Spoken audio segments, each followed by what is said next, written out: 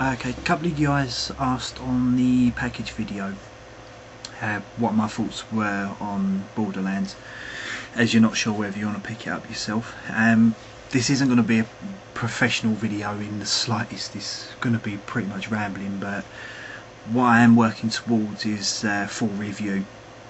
But obviously, to stop you guys having to wait for me to get enough footage together to write the script and what have you, what I'll do is briefly touch on what I think in this video.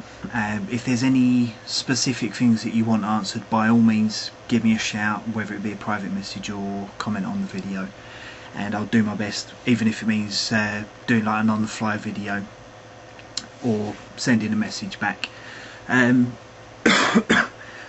One thing I will say straight off the bat, this game's a very sort of, for those of you that know what I'm talking about, it's a Marmite game.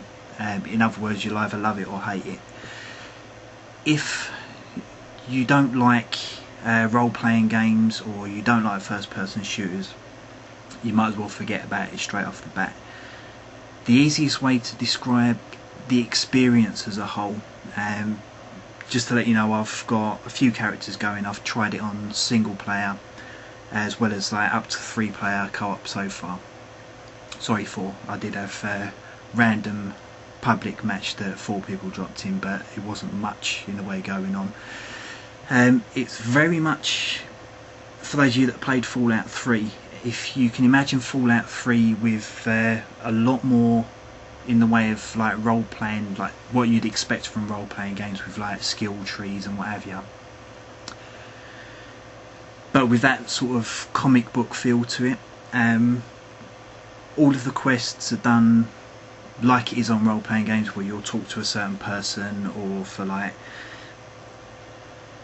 missions that aren't important to the actual story, that are like your side mission stuff, is all taken off of like a bulletin board, and it is a case of going and finding XYZ item or killing a certain amount of certain creatures, and then obviously going back for your rewards.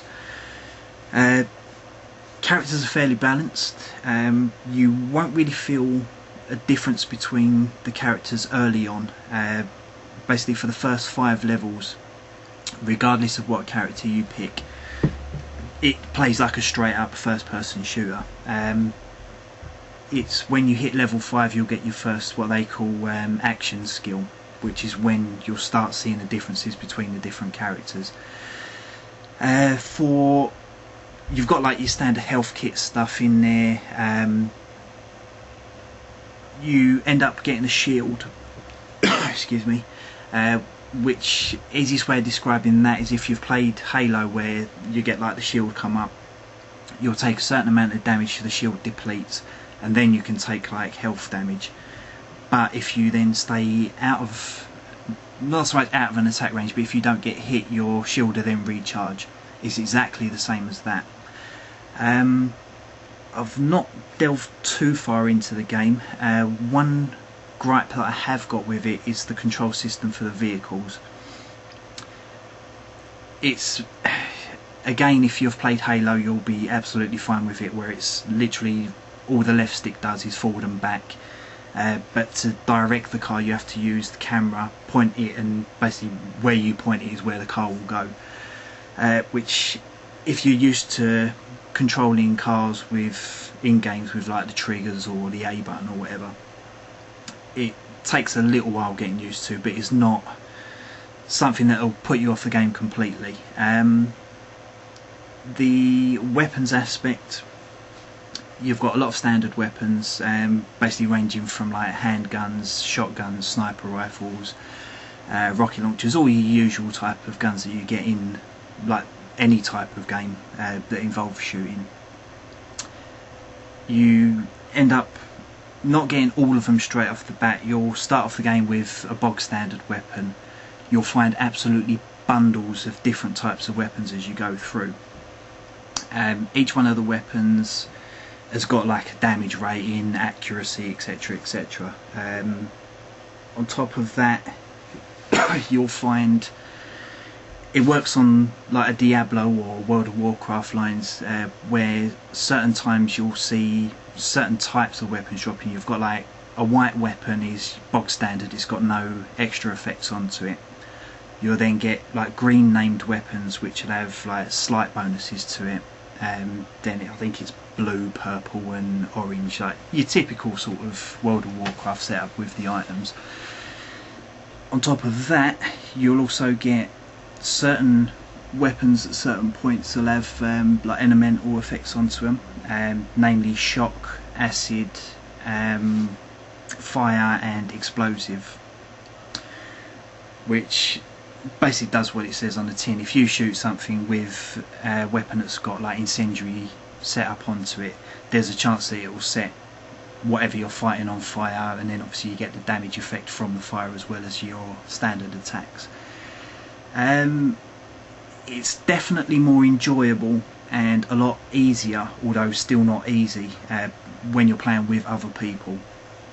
It is a co-op where if you're not in like a private match, you'll get people jumping in and dropping out all the time. The one drawback to that is that, unlike with like massive multiplayer online role-playing games where it's a case of the weapons are sort of bound to the people that are actually involved in the fight. Literally, if something gets dropped loot-wise by an enemy, anyone that's in that game can pick it up. So be prepared if you're getting some really nice weapon drop and you're with people that you don't know, chances are those people are going to sort of rush in, try and steal it and then disappear and you won't see them again. That aside, it is a really enjoyable game. I've got around like the level 20 mark, but I've not moved too far away from like the starting area. Challenge is huge if you're on your own, dependent on what class you've picked. Give you a perfect example with the character that I went with originally on the single player. I spent one of the missions, it's like sort of a setup preliminary thing for fighting one of the bosses, like one of the first bosses. It took me well over an hour working through this person's hideout. It's not that it's overly tough, but what you'll find is your shield, dependent on what, it basically depends on what items you pick up. If you don't spend time grinding things out, which you don't need to, it's going to take a lot more of a slow and steady approach getting through certain places. Apart from that, like I say, I don't want to make this run on too long. I know it's already getting up around the 8-minute mark anyway, if it hasn't already. If there is any specific questions that you want answered, like I say, by all means send me a comment, message, whatever, and I'll get back to you as soon as I can. I will be doing over the next few days more detailed videos, including bits of footage on like character classes and how the skill trees progress and what have you, if you're not sure still whether you want to get it. But just to sum up, if the game in itself doesn't particularly grab your attention, the chances are you're not going to enjoy it. It is one of those, like I said at the start of the video, that you're either going to love or you're going to hate. If you like role-playing games and if you like first-person shooters, or you're looking for a game that's sort of a gateway into role-playing games, then it's well worth at least a rental. Apart from that, it's pretty much it. Hopefully that's answered some of your questions, but like I say, if there is any other questions, by all means give me a shout. I'll be more than happy to answer. Thanks for watching.